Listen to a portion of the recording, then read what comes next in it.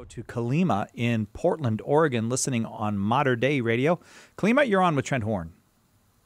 Hello, guys. I appreciate your show, and I listen to it as often as I can. Well done. Good taste. I have a question. I guess it's all kind of been tied as far as contraception goes, because I understand our Catholic theology. I'm actually attending RCIA, the local parish here, so soon to be, chosen amongst the chosen. But I do have a question as far as abortion and people who aren't Catholic, that don't necessarily believe as much as we do in life and the sanctity of marriage, and that sex is for procreation and procreation is reserved for those who are married. Mm-hmm. How do we convey, kind of effectively, I guess, how do we get people to our side, so to speak? Because I would obviously, abortion shouldn't exist. It shouldn't be a thing that should be legal. And I think in my state of Oregon, it's legal through all 9 months, which is atrocious.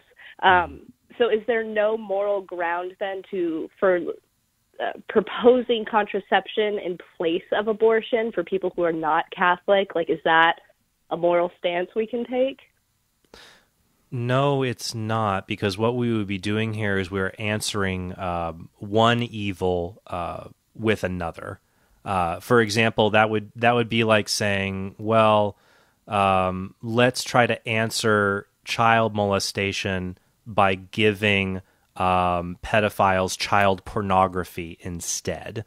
And it's just an analogy. I'm not saying people who support abortion or contraception are pedophiles. It's an analogy that to answer one evil with another evil, that is not how the church should approach these issues. And I'm also skeptical of this method working, because I know people say, well, if you give people contraception, there'll be less unintended pregnancies and less abortions. My thoughts on that would be as follows. First, the goal of the pro-life movement, the goal of the Catholic Church on this issue is to restore the right to life of the unborn.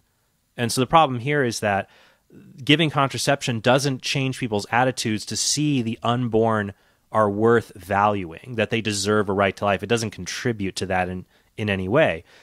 Second, if anything, it may devalue that. It may cause people to think that the unborn don't matter as much. I was at a university once, and the students said, "Why aren't you passing out condoms?" And I said, "Well, there's condoms at your campus health center."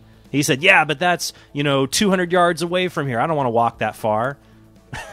I mean, so you see that, but in promoting contraception, we're promoting an anti-life, anti-responsibility mentality towards children, a contraceptive mentality that leads to an abortive mentality. And I talk about that a little bit in my book, Persuasive Pro-Life, which you can always check out to see more. But thanks for calling, and we'll pray for you in your RCIA process.